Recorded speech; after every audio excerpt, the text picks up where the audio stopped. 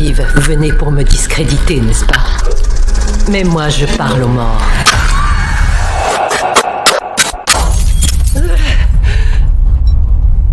Mais que se passe-t-il?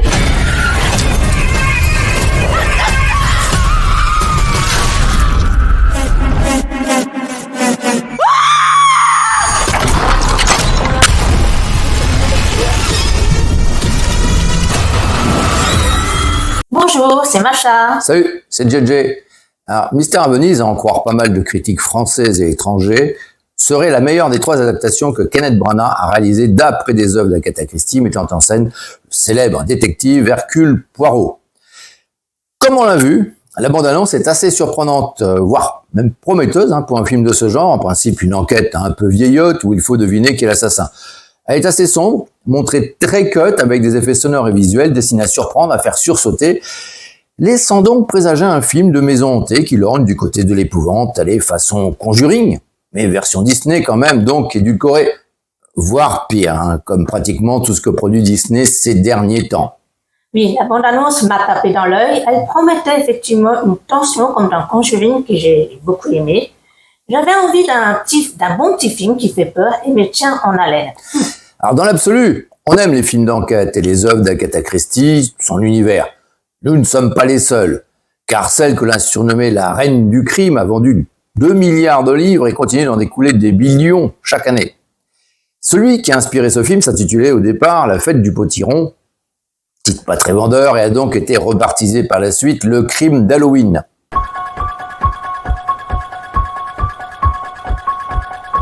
Non, pas cet Halloween-là, hélas. Alors, qu'en est-il réellement de Mystère à Venise? Ça fait vraiment peur, ce film? D'une certaine manière, oui. Alors, le premier, Hercule Poirot, le crime de l'Orient Express, pouvait faire illusion, surtout si on ne connaissait pas le livre et l'adaptation de Ciné Lumet de 1974. Branagh a voulu moderniser Poirot et il se battait même contre un méchant avec sa canne. Au moins, on s'endormait pas, comme devant le deuxième, Mort sur le Nil, avec son Égypte factice recréée sur ordinateur, façon fond d'écran, et une tripotée d'acteurs lisses et lissés à mort sur le Nil. Désolé. Nous n'avions même pas pu aller jusqu'au bout de ce long métrage qui semblait généré par une IA. Oui, c'était très artificiel et franchement pas très intelligent. Et pour Mystère à Venise, eh bien au début, c'est sympa. Tu voyages pour pas cher à Venise, sans polluer cette magnifique cité, victime du surtourisme et dont l'entrée sera bientôt payante. Alors, contrairement à Mort sur le Nil, là, l'équipe a vraiment tourné les extérieurs à Venise, durant une semaine en dur. Bon, des vacances aux frais de la production, ça y ressemble un peu, car l'histoire originelle, elle se passait en Angleterre. Et là, dans Mystère à Venise, on voit pas grand-chose dans ces séquences. Bon, même si la ville est très photogénique et agréable à regarder, mais ça, pas besoin du film, tu le savais déjà, et tu peux voir de belles images de la Cité des Doges dans beaucoup d'autres films, comme l'anecdotique mais charmant Vacances à Venise du grand David Lean, Laurence d'Arabie, ou l'excellent Ne vous retournez pas de Nicolas Roeg, qui était très inquiétant et vraiment angoissant.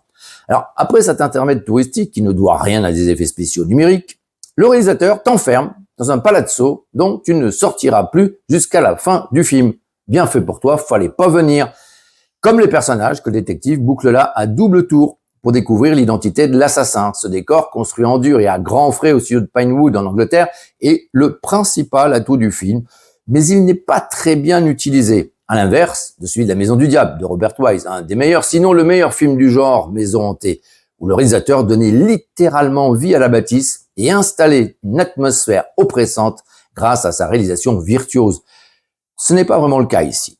Malgré les bruits inquiétants d'une tuyauterie défectueuse qui aurait bien besoin de l'intervention d'un plombier et non d'un détective en fait. Les acteurs, eux, auraient-tu besoin de rôles mieux écrits, plus consistants. Ils ont l'air de n'être là que pour remplir le rôle de coupable potentiel. Ce sont juste des cartes de Cluedo en fait. Ils peuvent mourir, et ça arrive à certains d'entre eux, mais on se sent pas tellement concerné par leur sort. Parmi ce casting international, il y a notre Camille Cotin nationale, la fraîchement oscarisée Michelle Yeoh, une Kelly Reilly échappée des grands espaces de Yellowstone, ça la change là, et un Kenneth Branagh qui, cette fois, ne surjoue pas Poirot. Il se donne même pas la peine de le jouer, à vrai dire. Le casting, franchement, il semblait prometteur, comme la bande-annonce. Mais les acteurs, ils sont fades en réalité.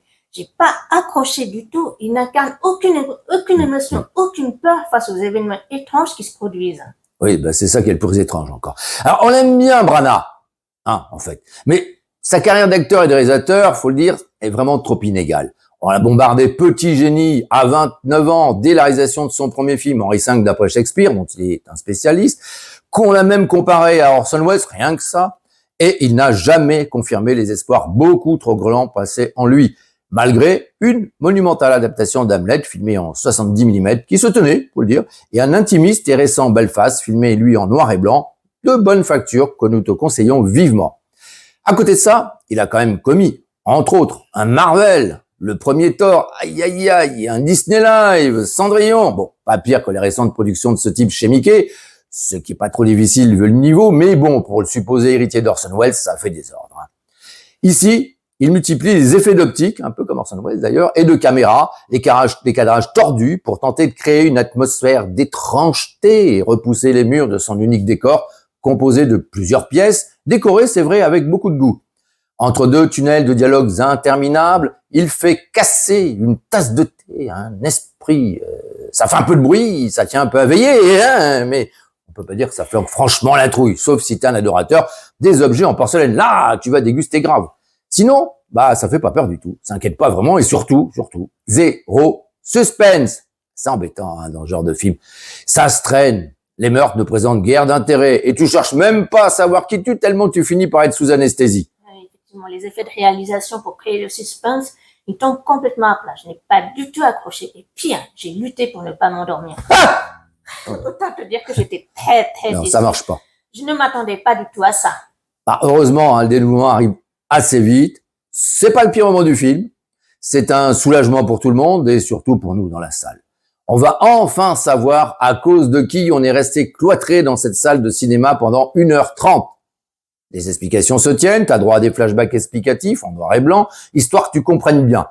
Et tu comprends qu'on t'a pris pour un abruti. Mais c'est rapide, donc c'est bien. Tu pars pas tout de suite, hein, car il y a encore des images de Venise, c'est beau. Et puis, il y a encore une tasse de thé qui narque Poirot, c'est intense, elle est au bord de la table, prête à tomber.